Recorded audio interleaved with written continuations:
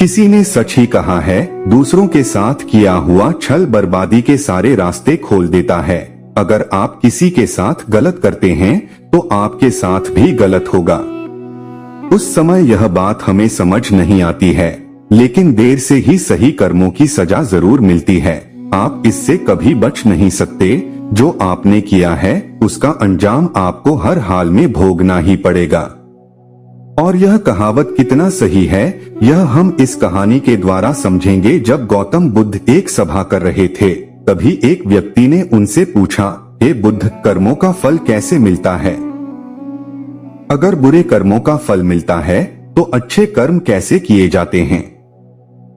गौतम बुद्ध ने कहा, मैं तुम्हें एक कहानी सुनाता हूँ, तुम इसे ध्यान से सुनो। महात्मा बुद्ध अब अपनी कहानी की शुरुआत की। बहुत समय पहले की बात है।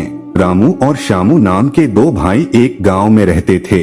श्यामू अक्सर रामू को देखकर जलता था, क्योंकि रामू स्वभाव से बहुत अच्छा था। उसके दिल में सबके लिए दया और आदर भाव था।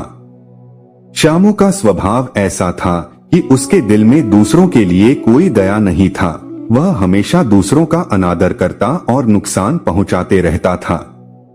धीरे धीरे काफी वक्त गुजर गया।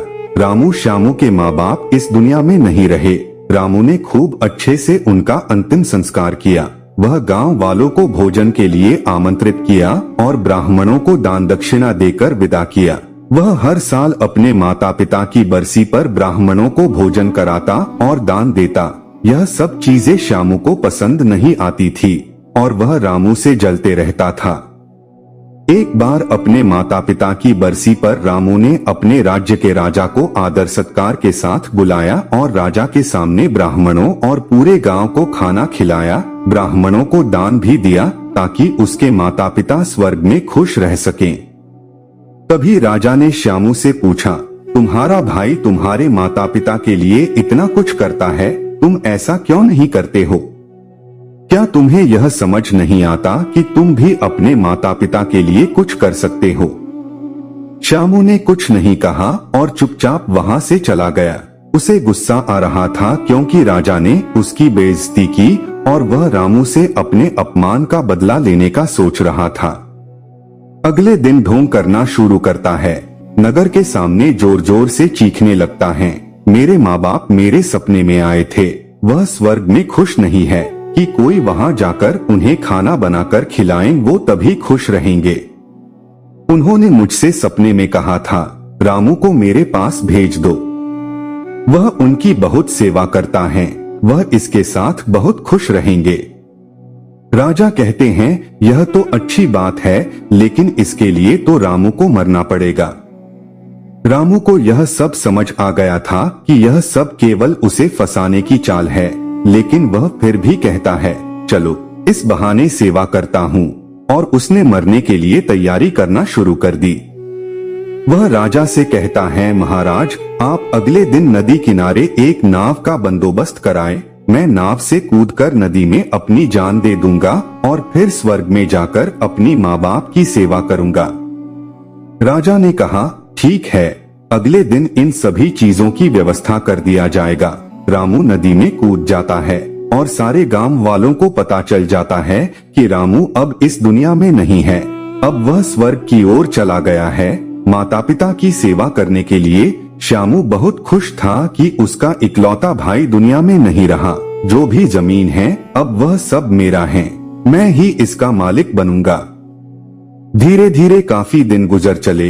एक दिन अचानक से राजा के दरबार के बाहर रामू बैठा होता है और जोर जोर से रो रहा होता है। राजा के सिपाही उसे दरबार में ले जाते हैं और पूछते हैं, यह चमत्कार कैसे हुआ, तुम जिंदा कैसे हो? तब रामू बताता है, मैं स्वर्ग में गया था, मैंने देखा मेरे माँ बाप अभी भी खुश नहीं है, वो मेरे पर गुस्सा हो रहे थे और कह रहे थे, तुम्हें तो खाना बनाने भी नहीं आता, तुमसे अच्छा तो श्यामू है जो तुमसे अच्छा खाना बना लेता है, तुम जाओ और उसे भेज दो। राजा श्यामू को बुलाते हैं और सारी बातें बता देते हैं और कहते हैं, तुम्हारे भाई ने माता पिता के लिए इतना त्याग किया है, अब तुम्हारी बारी है, क्या तुम उनके लिए ऐसा कुछ नहीं कर सकते? श्यामू को ना चाहते हुए भी ये सब करना ही पड़ता है। अगले दिन फिर से सारी तैयारी किया जाता है। श्यामू घर आकर सोचता है, मैं वहां जाऊंगा ही नहीं, अगले दिन शहर छोड़कर कहीं चला जाऊंगा। फिर रामू ने राजा को सारा सच बताया। वास्तव में वह जिंदा कैसे बचा? उसने पहले ही मछुआरे से बात कर ली थी, जिससे उसकी जान बची और वह 1 महीने तक नगर से दूर रहा था। फिर सही समय पर राज्य में लौट आया। वह यह सब केवल इसलिए किया क्योंकि वह श्यामू को एक सबक सिखाना चाहता था। इधर श्यामू शहर छोड़कर जाने का योजना बना चुका था। अपने योजना के अनुसार वह रात के अंधेरे में ही घर छोड़कर भाग जाता है। वह घर छोड़कर कुछ दूर गया ही था कि तभी राजा के 2 सैनिकों की नजर उस पर पड़ती है और उसे रोकने की प्रयत्न करते हैं। श्यामू और सैनिकों के मध्य हाथापाई और लड़ाई शुरू हो जाती है। श्यामू गुस्से में आकर एक सैनिक के सिर पर पत्थर से मारता है। सिर पर चोट लगने से उसकी मौत हो जाती है। यह सारी बातें जब राजा को पता चलती हैं, वह श्यामू को माफ करने वाले ही थे। अब वह और गुस्सा हो जाते हैं श्यामू पर और क्रोध में आकर मृत्युदंड सुना देते हैं। अगली सुबह उसे नाव से धक्का देकर मारने का आदेश जारी कर दिया जाता है। उसको उस आखिरी समय पर अपनी गलती का एहसास होता है कि जिंदगी के अंतिम वक्त में भी उसने लोगों का बुरा ही किया। उसे भी अपने जीवन के आखिरी पलों में गलती का एहसास होता है। पर वो कहावत तो सुनी होगी, अब पछताए होता क्या, जब चिड़िया चुग गई खेत, और पछतावे के साथ उसे अपनी जान से हाथ धोना पड़ता है। कहानी खत्म होने पर गौतम बुद्ध उस व्यक्ति को समझाते हैं, कर्मों का फल ऐसा ही होता है। बुरे इंसान को आखिरी वक्त तक सही और गलत का पहचान नहीं होता। जिंदगी ऐसे ही नहीं चलती। जिंदगी समझने की चीज है, जिसे हर व्यक्ति को समझनी चाहिए।